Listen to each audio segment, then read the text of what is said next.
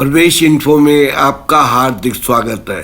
कहते हैं कि वक्त कैसा भी आए, मुसीबत कैसी भी आए, मगर उसको टाली जा सकती है।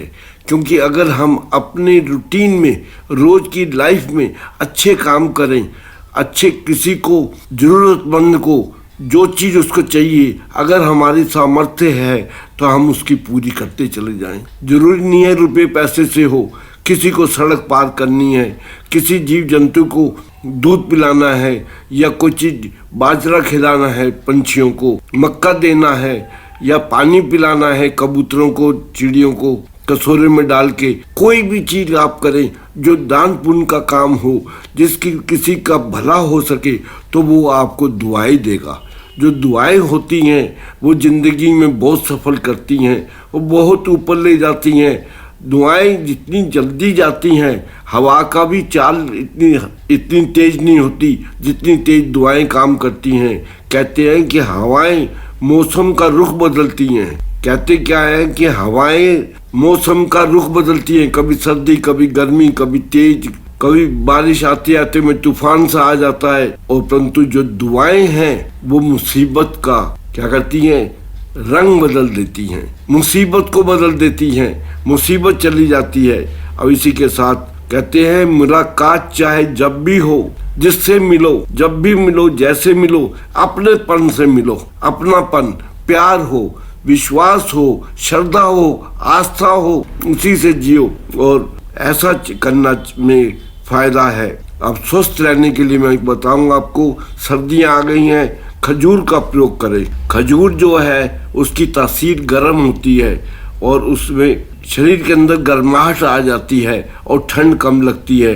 उसको खजूर खाएं। प्रतिदिन कितनी खानी है?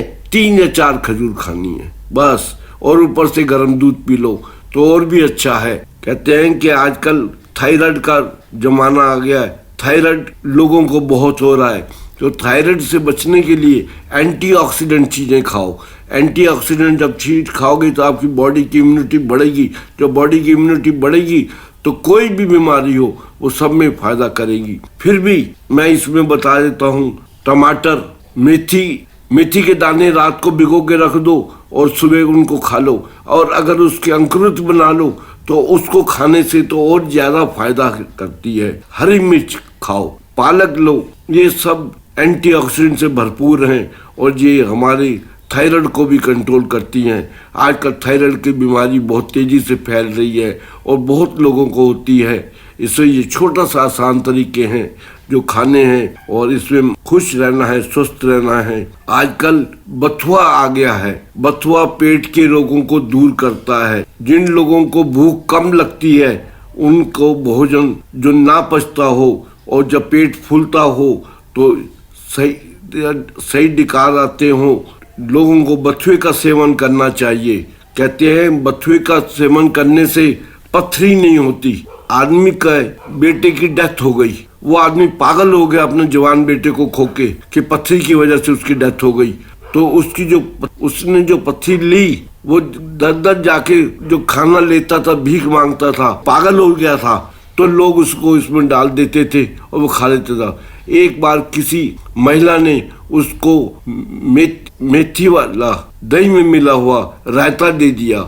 जब उसने बथुए का रायता दे दिया और जब उसने रखा कि मैं अभी थोड़ी देर में खाता हूँ, तो उसमें छेद हो गया। उसमें छेद हुआ और वो दही जो है उसमें से निकल गई और बथुआ ऊपर रह गया। तो उसको समझ में आया पागल को कि ये तो बथुआ ही था जिसकी वजह से मेरी पथरी टूट गई। तो उसने अपने आप को बदला, अपने घर में गया और विश्वास उठाया और जो काम करने लगा और बथुए का इलाज करता था, बथुए का पानी बनाता था, बथुए की दवाइयाँ बनाता था, बथुए से वो करके लोगों की पथरियों का इलाज करने लग गया। बथुआ तो वो चीज़ है जो पथरी को गला देता है और वो जब पथरी बनने लगे तो बथुए का प्रयोग करना चाहिए। बथुआ तो कभी भी निकल आता है, कहीं भी पैदा हो जाता है और उसके बथुए को प्रयोग करने से हमें कितने फायदे होते हैं। ये हमारे शरीर का बहुत एक अच्छा वनस्पति है जो हमें कुदरत अपने आप से देती है। हमें मालिक पे, अपने भगवान पे, अपने गुरु महाराज पे, अपने बड़ों पे विश्वास रखना चाहिए उनके संस्कार लेते रहना चाहिए और जो वो कहें उनके मुताबिक अपने घर में चलें। हम सुखी रहेंगे, खुश रहेंगे, स्वस्थ रहेंगे, मस्त रहेंगे। जय हिंद।